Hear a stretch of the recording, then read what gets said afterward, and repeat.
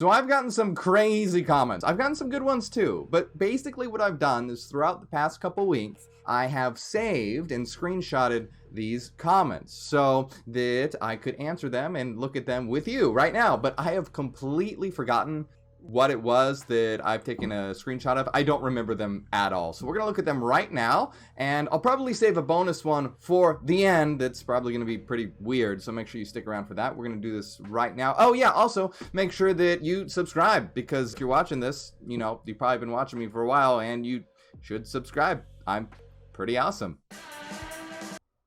So do it. Let's begin.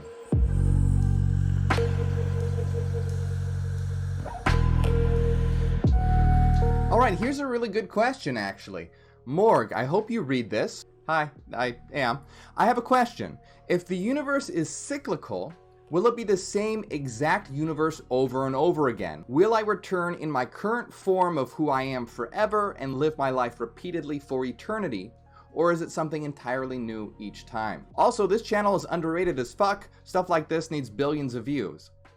I agree. Good question. So in hyperianism, we know that the universe is cyclical. That means at the end of this universal cycle, a new Big Bang will occur and then a new universe will be generated. So this occurs over and over and over again. There are eternal universal cycles. So what this person is asking is basically, is each universal cycle going to be exactly the same? Is this person going to live their exact same life over again and again in each iteration of a universal cycle? This is a really good question, and this is actually something that Friedrich Nietzsche talked about in his idea of eternal recurrence. This idea that the universe will continuously repeat itself, but in the exact same way. So that yes, you would live the same life over and over again.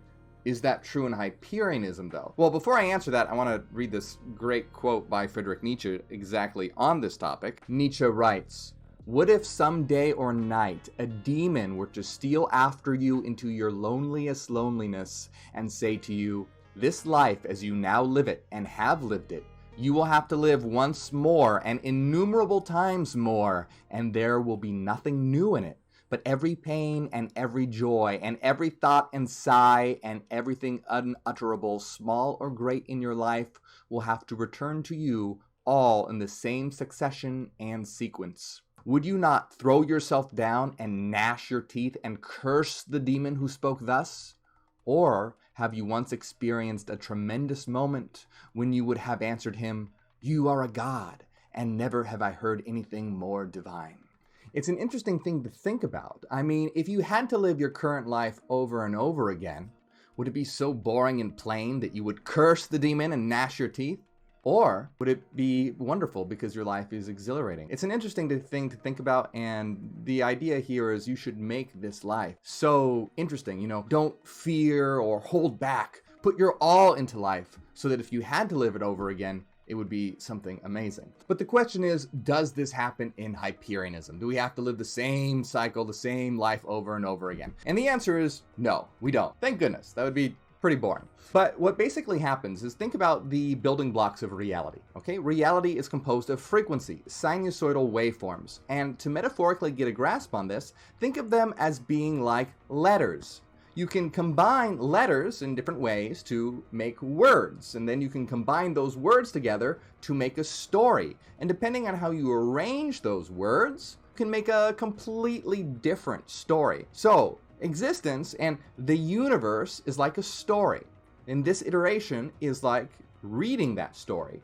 And at the end, we'll get to the end and start a new book. But of course, that new story will be filled with a completely different arrangements of words, so it'll be a completely unique story.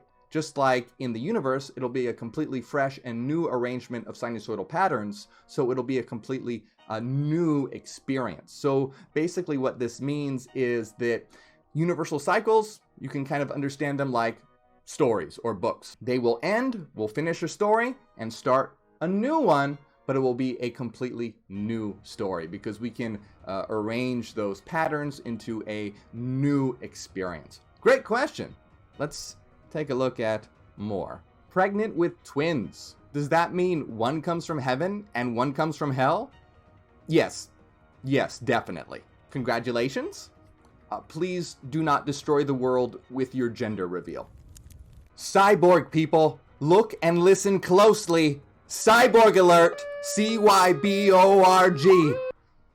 Oh my God. They're on to me. Don't. Oh, shit. God damn it. That must explain why I'm so obsessed with logic and reason. It's because I'm a cyborg. I'm a robotic antichrist false prophet, apparently. God is alive. God is alive. God is alive. Great video. I agree with your analysis. There's a lot of toxic information that goes unchecked in the New Age spiritualist community because it claims to be outside any dogmatic religion. But with your focus on individual empowerment and enlightenment, why do you also have the focus on the remaking of the world? Work on oneself and collective revolution seems universes apart.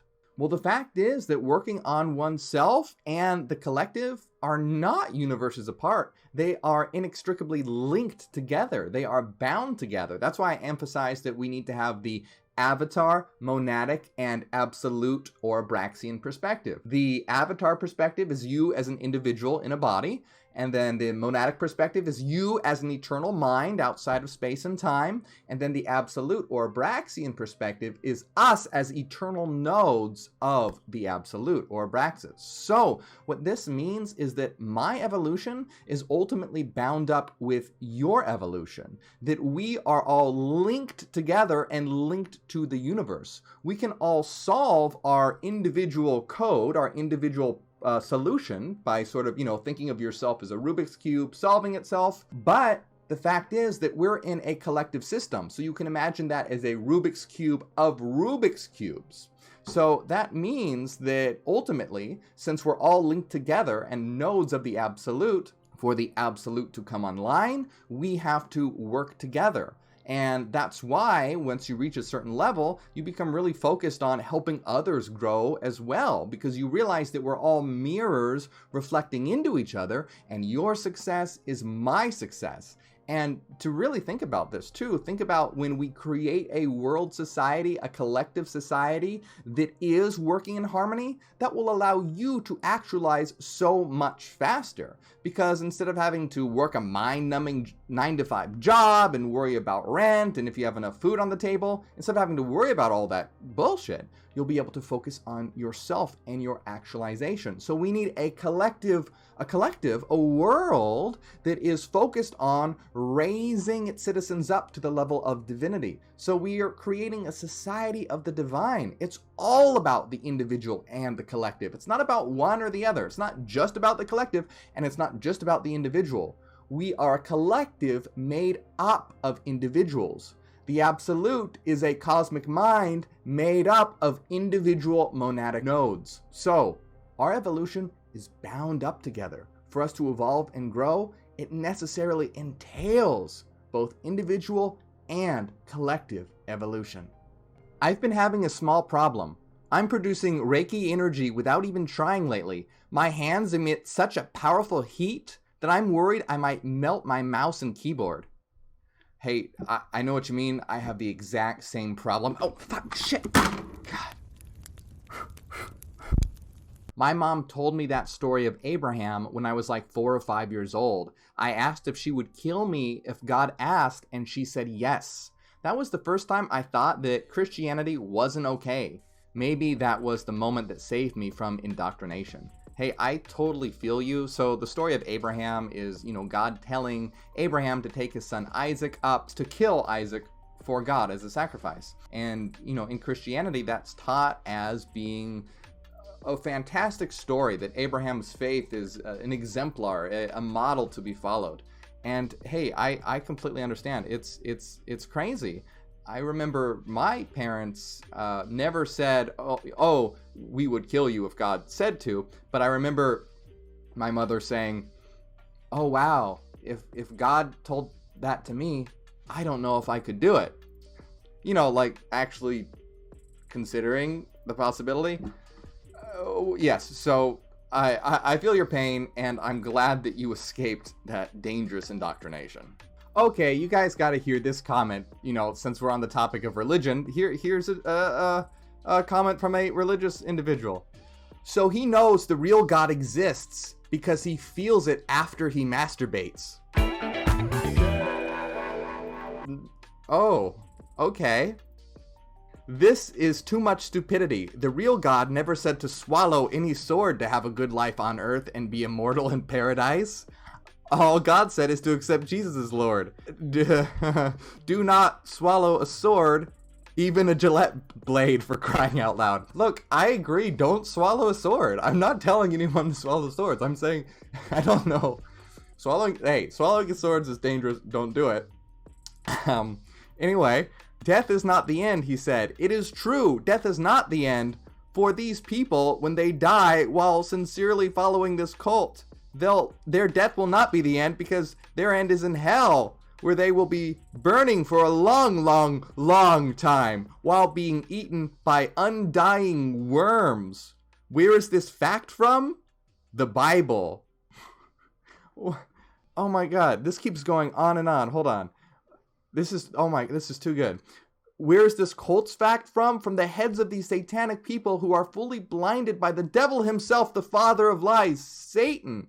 If you are awake and are listening to your soul, you will see that these black and white and red, scary, creepy looking videos and pictures and their costumes, you will clearly see they are emitting so much negativity.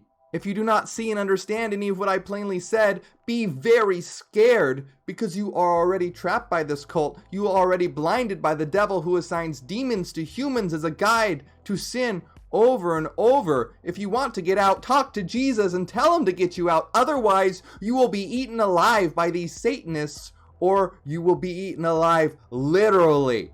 Wait, did you not know that guy with long hair is a self-proclaimed murderer? And he also said that he is a witch. If you still did not know, murder is evil and witchcraft is evil. Hey, I didn't kill anybody. I don't know.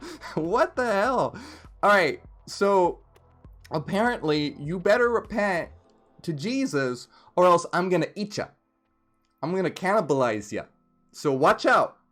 Also, I just want to point out that it's not our evil satanic cult that has cannibalism. It's Christianity. I mean, think about that next time you eat the flesh and drink the blood of Christ during communion. Okay? Oh man, that was a weird one. Is it just younger people that can be Hyperion? Sorry if this is a stupid question. I'm just new here, but I like what you talk about. The reason I ask is that I'm a 48-year-old trans woman and I have never fit in. No, that's not a stupid question at all. You can be Hyperion at any age. We have a huge age range of people. It doesn't matter if you're, 20 or 120. Who cares? Age is just a number. It doesn't matter at all. And we're completely accepting of everyone. I mean, I myself, I identify as non-binary. As long as you put logic and reason first and are very aware of what it is that we're about, yeah, of course, you are more than welcome. And great question. All right, my friends, I hope you enjoyed that. There were some good questions and some really crazy ones as well. Let me know which one was your favorite in the comments below. Let me know your thoughts. Tell me. Make sure you subscribe. Help us wake up the world. And big shout out to all my Patreon supporters. Consider supporting on Patreon. You'll get access to our weekly secret live streams. Oh, hey, but wait. Bonus question. Let's take a look. What are your thoughts on the moon being a gathering of clouds and the Earth's core exploding and the Earth becoming the next sun and the moon the next Earth? Well, how would the moon be the next Earth if it's a gathering of clouds and... You know what? Yes, absolutely. 100%. And you know what? Party on the moon. I'll bring the wine. I'll see you guys there. Bye-bye. God is alive.